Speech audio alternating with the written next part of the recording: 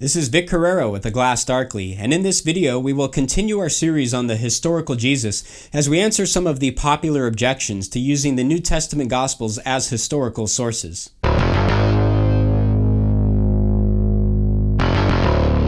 So before setting out and arguing for the truth of those two propositions, that Jesus understood himself as the unique messianic Son of God and that he resurrected from the dead after being crucified by Roman executioners, we'll need to answer some of the common objections to the discipline of investigating the New Testament Gospels as historical source material. Now, it should be noted that most of these objections will probably never be heard in a classroom by professors who teach on the subject, but the internet is no classroom. It's more like a hometown buffet where you can get a taste of everything, but most of it is low quality at best. But since these objections are popular, despite their lack of scholarly credibility, we'll address them one by one. The first objection to the use of the New Testament Gospels as historical sources is that they are works of fiction or legend and not intended to be taken as literal accounts of what happened in history. So to investigate the Gospels historically is to simply miscategorize them, like miscategorizing your high school band as progressive hardcore sludge rock when it was clearly ethereal crossover darkwave. Well, this objection brings us to the issue of genre. Under what genre do the Gospels, Matthew, Mark, Luke, and John fall?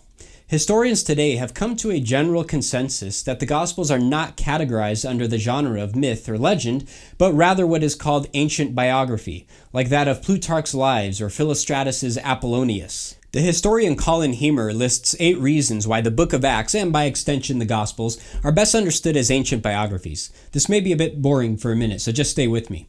He states that they are characterized by 1. The existence of a distinctive and rigorous theory of historiography, 2. The stress on eyewitness participation, 3. The importance of interviewing eyewitnesses, 4. The limitation of coverage to material where the writer has privileged access to evidence of guaranteed quality, 5. The stress on travel to the scene of the events, 6. The prospect then, and for us, of checking details with contemporary documents, 7. The occasional insistence on the use of sources for speeches, and 8. The vigor of the concept of truth in history as it actually happened. What I find is that those who usually raise this objection do not do so on the grounds that they have carefully researched the genre of the Gospels and have come to the conclusion that they are myths, but rather because they believe that the existence of miracles in the Gospels is a disqualifier of historicity and renders the books as a whole to a fictional genre. And this brings us to the next common objection. The second objection to the use of the Gospels as historical sources is that they are full of miracles. And of course, we modern people know that miracles just don't happen. I'm an advanced human being with incredible technology at my disposal, like this here cell phone, on which I can watch videos of screaming goats. The Gospels were written by scientifically ignorant peasants from the Iron Age who owned screaming goats. They had a primitive worldview in which they sought out supernatural explanations in unusual natural phenomena. We cannot trust sources that write about people rising from the dead and being born of a virgin and all the rest. Well, putting this chronological snobbery aside, as C.S. Lewis called it, I have a couple things to say about this. The first is that this argument reveals a philosophical bias on the part of the objector. If one does not believe that miracles can happen, then of course one will not believe that miracles did happen. If one's worldview precludes even the possibility of miracles, then it's hardly surprising that a literary work that contains the miraculous will be rejected as non-historical. The philosophical question logically precedes the historical question. But the philosophical question aside, the fact of the matter is that just about all ancient biographies of important historical figures contain miracle reports. Does this therefore require historians to throw out everything else that the writer recorded? I don't think so. Historians believe that these writings still contain valuable historical information about the person or event, even if they contain embellished stories that involve miracles. For example, Plutarch's record of the life of Alexander the Great contains miracle reports, but no historian thinks that this somehow invalidates his writings as a whole. So without an historical argument against miracles, the objection reverts back to a philosophical presupposition which carries very little persuasive power. The third objection is that we cannot use the Gospels because they consist of claims about Jesus, but not evidence of the claims. It is argued that claims in themselves are not evidence and should be dismissed as nothing more than unwarranted assertions. Anyone can make claims about anything, but that's not evidence. Well, here the objector fails to understand that all narratival evidence of historical figures comes in the form of claims. History consists of a bunch of claims. We have claims about Julius Caesar, claims about the Revolutionary War, claims about Alexander the Great, and claims about the Greek philosopher Diogenes, including the claim that he would often disrupt Plato's classes by bringing food to class and intentionally eating too loudly. It's true. The important question is whether or not these claims are credible. Do they satisfy the various criteria of authenticity, which we will touch on a next video? The job of the historian is to assess these claims with rigorous methodology to determine if they meet the benchmark of historicity. And additionally, if we were to work on the assumption that we must need evidence for every historical claim, which would presumably also be in the form of a claim, what else could it be? Then this would destroy the enterprise of history altogether. We would need evidence of the claim, and then we would need evidence of that claim as well, thus resulting in an infinite regress with no way to establish any historical facts about anything. The fourth objection to the use of the Gospels as historical sources is that the writers of the Gospels were biased apologists trying to push a theological agenda, not disinterested historians simply trying to state the facts, like the trusted journalists over at CNN. Now, it's certainly true that the writers of the Gospels were biased, as everyone is, and if you think you're not, you are.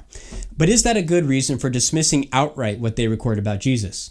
The objector is apparently uninformed that dispassionate biographical works, like what we find today in bookstores, are a relatively recent invention.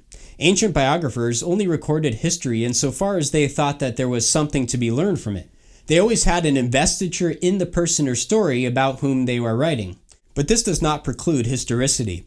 It's often the case that those with an ideological agenda are the most careful in preserving the facts. The New Testament scholar Craig Blomberg points out a modern example where ideology serves as a motivation for accuracy. It has been Jewish scholars who have created museums, written books, preserved artifacts, and documented eyewitness testimony concerning the Holocaust. They certainly had an ideological agenda to prevent such an atrocity from happening again.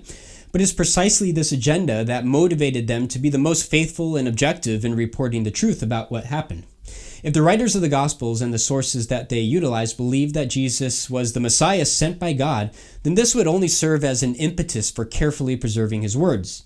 Bias alone is not a defeater of accuracy. So if being unbiased is a prerequisite for historicity, then the objector should have to be satisfied with knowing practically nothing about any ancient historical figures. The fifth objection to the use of the Gospels is that the interval of time between the recording of the events and the events themselves is too long to guarantee accuracy. In other words, the writers of the Gospels were too little too late. Well, Jesus was crucified between AD 30 and AD 33. Many scholars date the earliest Gospel, the Gospel of Mark, to about AD 70. Some date it quite a bit earlier, but we'll go with this later dating. This means that roughly 40 years have elapsed between the death of Jesus and the writing of the first gospel. Is this too long an interval to transmit reliable information is the question. It may surprise those who are unfamiliar with ancient history that this is a relatively short period of time compared to other historical works. The earliest accounts we have of Alexander the Great were written by Arrian and Plutarch over 400 years after he lived, yet historians believe that these accounts contain valuable historical information about Alexander the Great. The objector may retort that these accounts draw from sources that go back much earlier than Plutarch and Arrian, and they are right, they do. But if we are going to utilize the source material from which the writers draw upon, then we can do the same thing with the Gospels. The writers of the Gospels, and additionally the Apostle Paul, also had sources, some of which go back very early, like Mark's pre-Markan Passion narrative or Paul's creedal formula in 1 Corinthians 15, which date to just within a few years of the death of Jesus. It should be noted that when Mark was written, eyewitnesses would have still been alive. Luke explicitly states in his introduction that many of the accounts were handed down by eyewitnesses.